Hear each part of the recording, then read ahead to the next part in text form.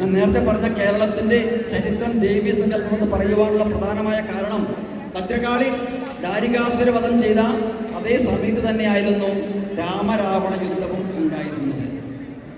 അതുകൊണ്ട് ദേവിക്ക് രാമരാവണ യുദ്ധം കാണുവാനുള്ള ആ ഒരു അവസരം ഉണ്ടാവാത്ത കാരണം കൊണ്ടാണ് ദേവീക്ഷേത്രങ്ങളിൽ തോൽപ്പാവക്കൂത്ത നിഴൽ നാടക രൂപത്തിൽ രാമരാവണ യുദ്ധകഥ കാണിച്ചു കൊടുക്കുകയാണ് ഈ നിഴൽ നാടകത്തിലൂടെ ചെയ്തു വരുന്നത്.